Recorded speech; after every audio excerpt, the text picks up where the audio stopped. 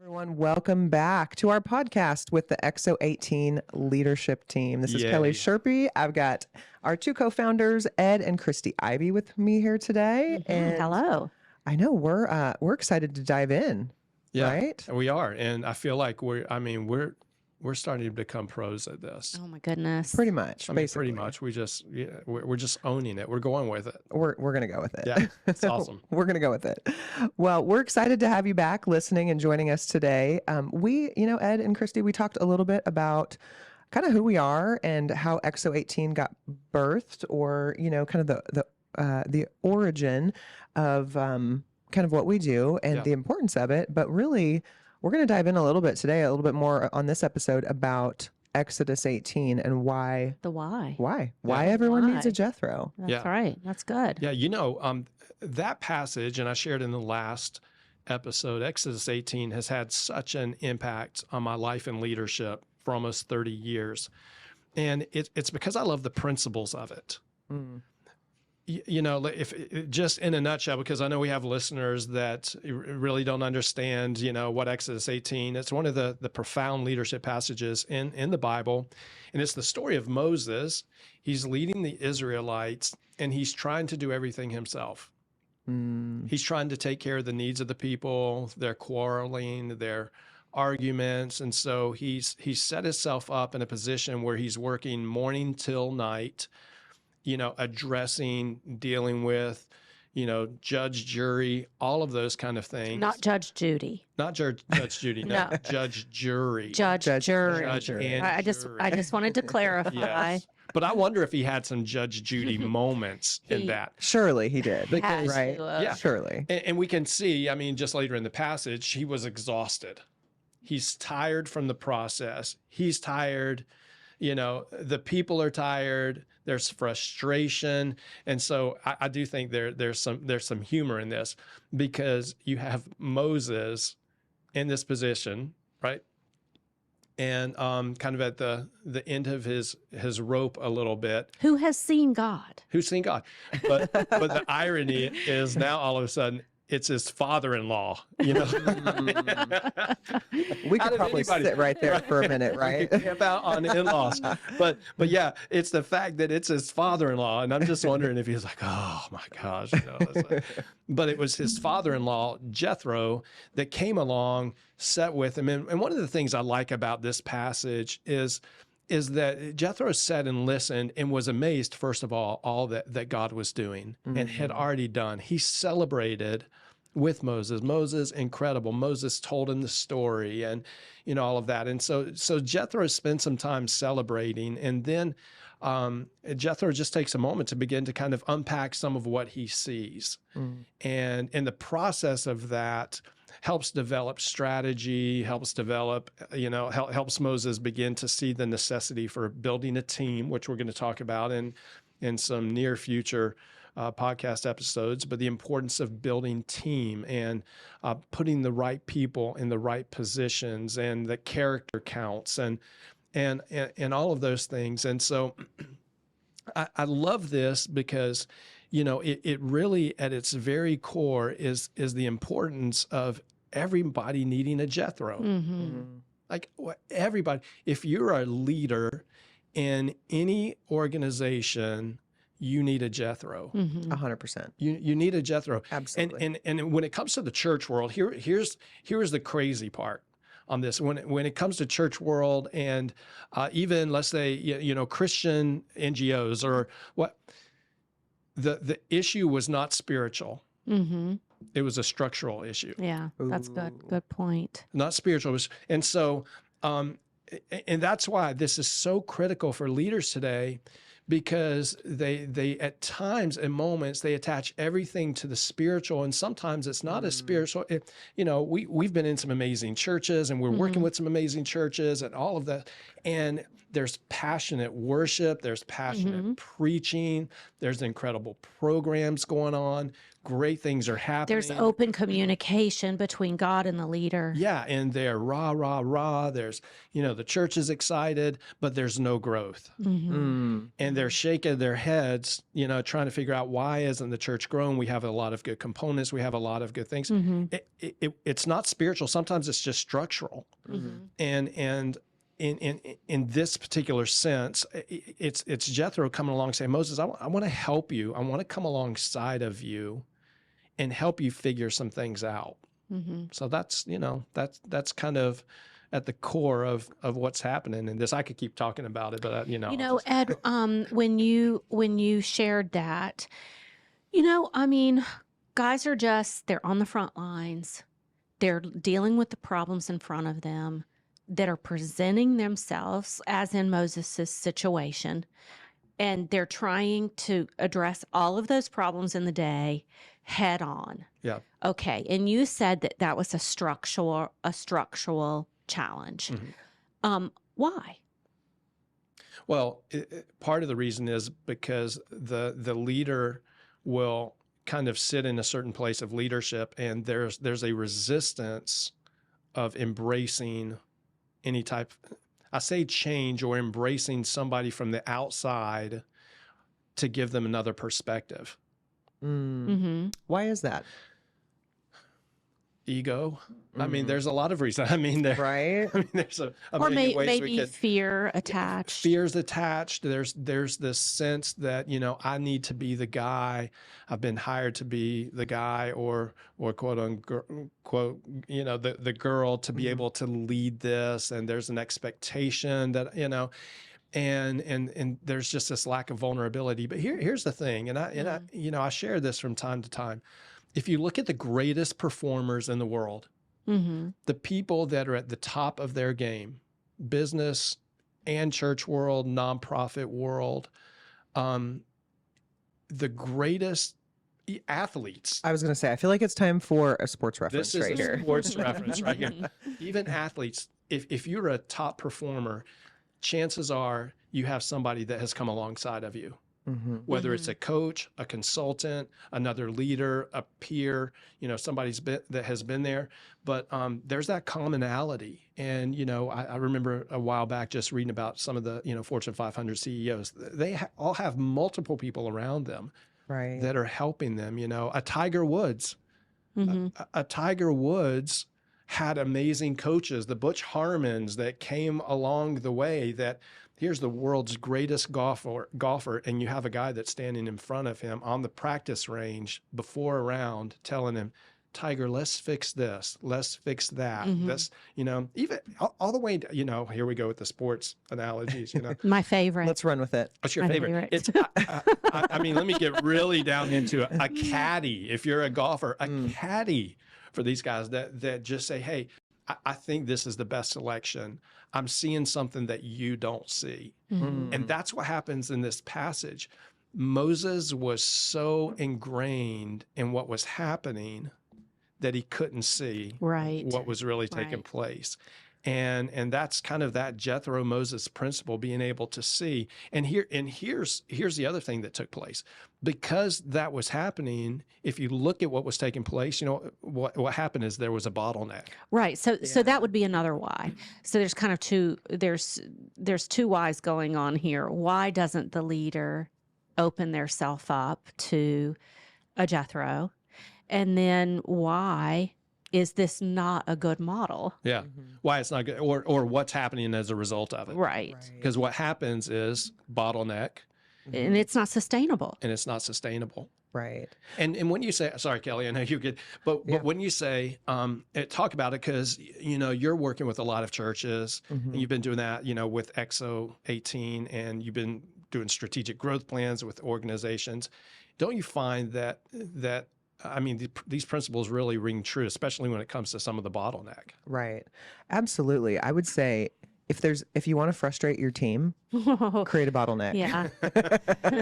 If you want people if you want your team Where to it's have a singular individual that holds all It's this. approving everything. Everything's holding up. having resentment towards you, create a bottleneck that is, and you are the bottleneck.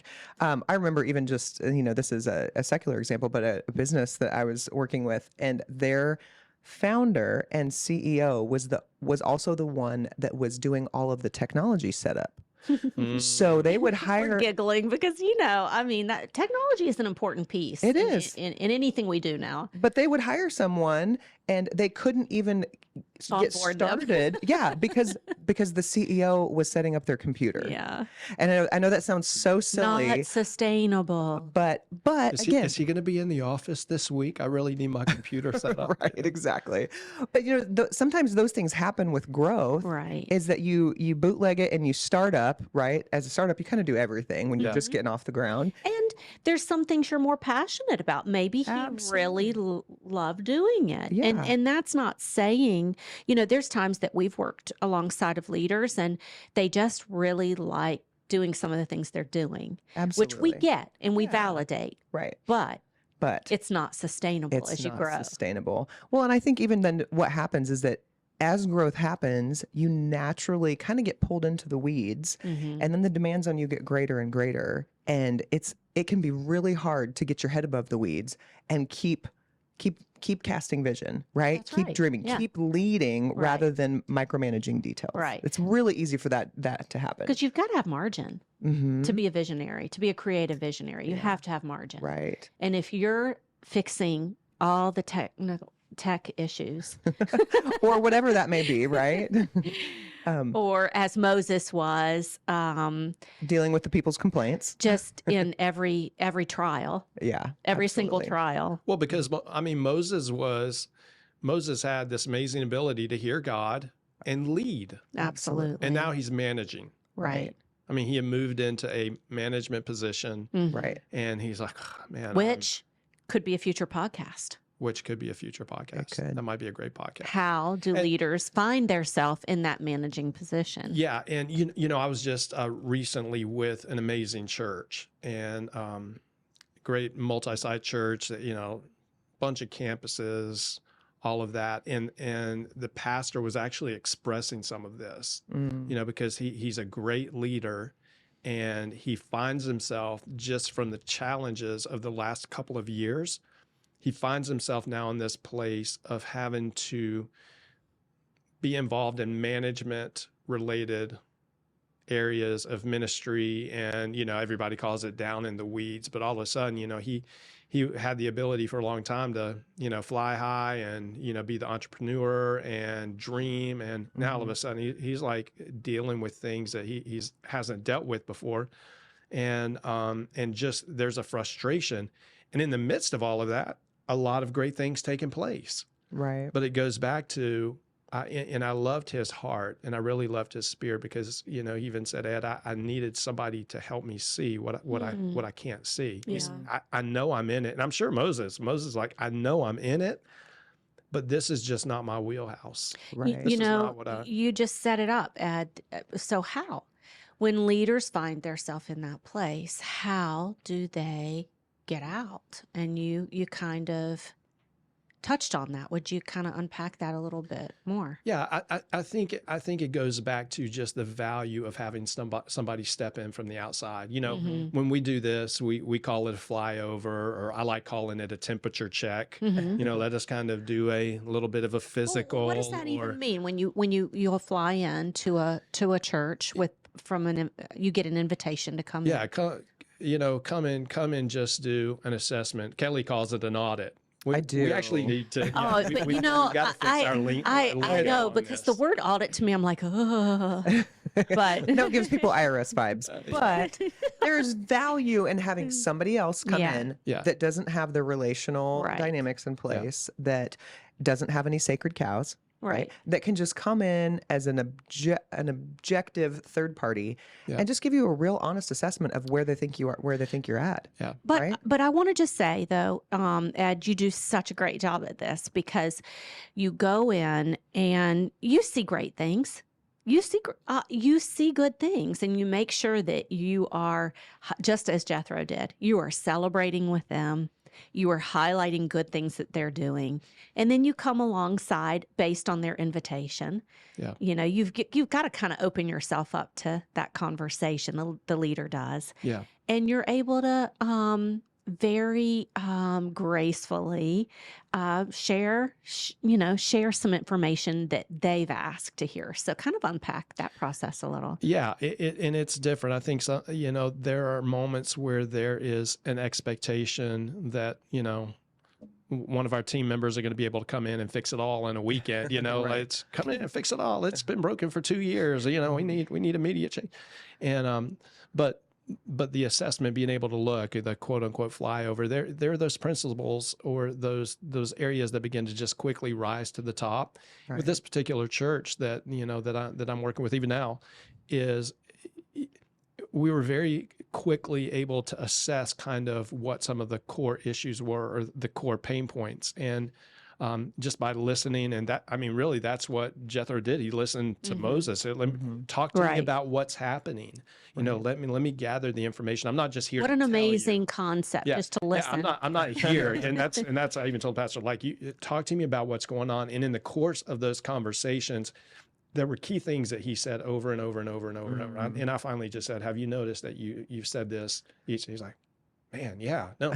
And so as a result of that, we were able to put a strategy in place that began helping their campuses and helping their campus pastors begin to gain some greater traction in their areas of leadership. And but going back to the how, I mean, it really starts with that vulnerability. And you know what, man, I wish in my own leadership early on, I had been more vulnerable. But I came from a generation that said, you got to figure it out. And so I never had any mentors in my life. Really? Isn't that crazy? Wow. Yeah. I can't look back and say, oh yeah, well, this person walked me through this, or they taught. Just about every leadership assignment or opportunity that I ever had, I was just thrown into the deep end. And I had to figure it out, and I had to fake it till you make it. I had to learn the art of winging it. And I never, and I think that's why I feel so passionate now. Because although I've been able to see some incredible, things happen through my leadership and through ministry and church and growth and all that, man, what could have happened? Wow. Wow, that's profound. Because I know people look at me and they're like, man, Ed, Right. I'm like, but what could have happened if I would have just had a Jethro in my life early on? Right. And I've had some spiritual mentors. I would say more so in the past decade, but those people that would help me with the practical and the structural. Now, part of it was my own problem because I was just hard-headed too. I'm like, I'm going to figure it out, and then. Well, it goes back to the generation, like how Yeah. we were raised. Yeah. I saw a funny meme that said, if you grew up in the 80s, you just kind of lived outside and you were grateful if one of the moms on the block went and bought bologna and like threw it outside for you to eat for lunch. There's bread on the porch. But kind of like we were raised by ferals or something. Right. But I would say, Ed, I watched you in the last decade really seek, and you would be the one to go and seek counsel, and you would ask others, oh, unpack that for me. How did you do that? So you were the one seeking instead of, and I think there's value to that because people aren't gonna, I don't see a lot of people in this day and age knocking down other people's doors saying, I want to be your mentor. Yeah. But you sought that out. And I know you never really found that practical mentor, but you continued asking questions. Yeah. Unpack that a little bit. Well, I love that part of what we do now because we do offer the practical, that there is that aspect of being able to offer that. And, your misery becomes your ministry. Isn't that the quote? Right. And, the lack of it for me is kind of what has taken me into that space, I guess, You would go and you would fly into other churches that were larger than ours, and you would meet with that pastor, and you would say, "Hey, walk me through, that building campaign, or walk me through that initiative that you started," and you would open yourself up to that, and you would But seek it. can I interject here real quick? Because I think there's something that I think is really important, is that when you're in ministry, there's a lot of opinions. Yeah. There's a lot of voices. So it's not just opening yourself up to Right. opinions, but it's actually seeking out someone that you trust Yeah. and that's safe, right? That you And would, that you feel has a proven track record. yeah, and that you would actually trust to speak into your, and that you would be willing to open up to and allow, and receive what they have to offer. Because, I can't even imagine with y'all's longevity in ministry, the amount of voices you probably had coming your way. Yeah, because every pastor that's listening right now will understand what I'm getting ready to say. Everybody can do your job better than you can. Right. No, everybody thinks they can do your job better than you can. Right. Everybody can. I used to laugh, and on Monday, after a weekend, I'm like, I'm the only person. Everybody can do my job better than I can. When there's a part of this, I go back to that vulnerability part of it, because I know that's so key in embracing the Jethros of your life, to embrace those that can see things that you can't see. When I began to do that a little bit more, it came out of a place of necessity, need, and humility. Because I knew that I had gone about as far as I could go, on my own, through my own quote unquote education and hard knocks, and that it was going to require a deeper dive, of people coming into my life and a perspective, and me inviting them in. And I think it's just lost. And this is part of the burden back from the last episode. That's the burden I have. That's the burden. I want to help. I want to help guys. Right. We want to help leaders in that space to be able to get out of that, to help them reach a greater level of, I hate using the word success, but of like impact. passion, impact, breakthrough, and all of those things. But it has to start, and it has to start with the right type of relationship. Because that's good. Because even with Moses and Jethro, for both of them, there was a humility. That's powerful. That's good. It wasn't just, we focus on the Moses part, like Moses had to be humble and listen to his father-in-law out of anybody, you know what I mean? Like his father-in-law.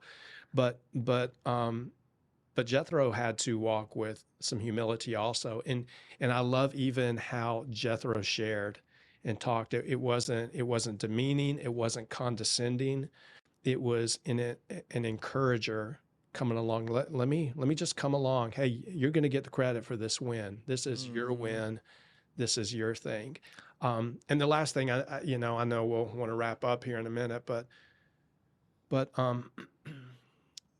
the thing I love about this principle that everyone needs a Jethro is that by Jethro sharing and helping Moses see the things that he couldn't see, once Moses discovered those things, it didn't make the weight heavier on Moses. It lightened the load. Okay. And this is funny, because when people will talk to us, one of my closest friends, he's going to love that I'm bringing this up. And so we talked about strategic growth plans, which is one of the things that we do. We do 2-day workshops to help churches break through growth barriers and move from where they are to where they want to be. And so I remember early on talking to him about strategic growth plan, and he's like, "Bro, I'm just telling you, when I hear strategic growth plan, I'm like, I don't want any more work." He's like, I don't even have the energy for that right now. And what Jethro did with Moses, it didn't add to him, it took away. That's good. In a positive way. And so that's part of the heart of Exo18, even in our strategic, workshops that we do with pastors and leaders. And it's not adding to.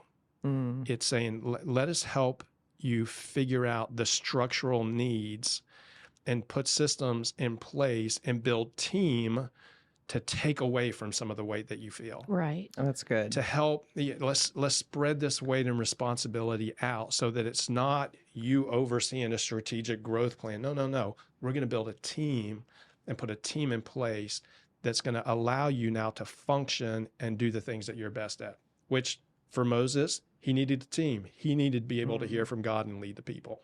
That's good. That's good. You know, Ed, I guarantee there's people listening to this podcast right now that have said, okay, I need a Jethro. So, but one of the things, you know, I want to make it the easiest for them to take that next step. And, I've watched how you've met with so many lead pastors, so many leaders, and just listened. And then you're able to customize a plan for them based on their needs. So what would you encourage that lead pastor right now that feels a tug on their heart to reach out to Exo18 to get that outside perspective? What's the easiest way that they can do that? Just simply the openness, the being vulnerable, and reaching out to us. Just reaching out to us. And I don't think we intended this to be a infomercial for Exo18 or a plug for what we do. But yeah, Christy, it's reaching out. And here's what happens in that passage. Jethro looks at Moses and he says to Moses, the burden is too heavy for you. We live in a country right now where we have pastors that are pastoring some great places, but the dynamics, the burden, the culture, the changes, the shift, the crisis, use all the words that you want to that would describe the last couple of years. It has created a weight that they were not designed to carry. And I know I'm probably talking right now, and there's some guys that are listening, and I want you to hear these words. The burden's too heavy for you. You weren't meant to carry it alone. And there's a lie that says you're supposed to. There's a lie sometimes from the church and even key leaders within boards or elders.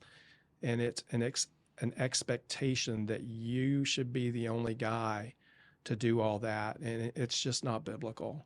Right. And it's creating a level of frustration for you, the people, the mission, all of those things that are hindering and hampering what God really wants to do. And so I just, the burden's too heavy, whether it's Exo18 or, one of our team members or just somebody else.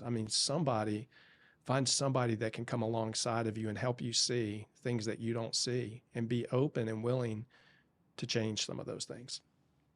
That's good. I feel like we could mic drop right there. Excellent. Right there. Spot to mic drop. Absolutely. Well, I think we're going to wrap up episode 2. Ed did a great job of landing that plane kind of in a moment. And we hope that you're enjoying participating and listening and being a part of the journey that we're going on. We hope that you're getting some wisdom and some revelation from the things that we're sharing from just years of experience. And we just hope that you can avoid some of the pitfalls that maybe we've stepped in. And just like Ed said, what could have been, right? Yeah. If you had had a Jethro. And so we just appreciate you being here. We're excited for episode 3, which is going to be coming up here shortly. And check us out, exo18.com. If anything resonated or you just want to reach out and talk to one of us or somebody on our team, you can check out, everybody that's on our team. And if you're like, hey, I'd love to talk to that person or this person, hey, please reach out, exo18.com. Also, IG, what'd you call it? The Gram? The Gram. Follow us on the Gram, Exo18 Strategy, and then Exo18 on Facebook. So, yeah, we'd love to connect with you. God bless.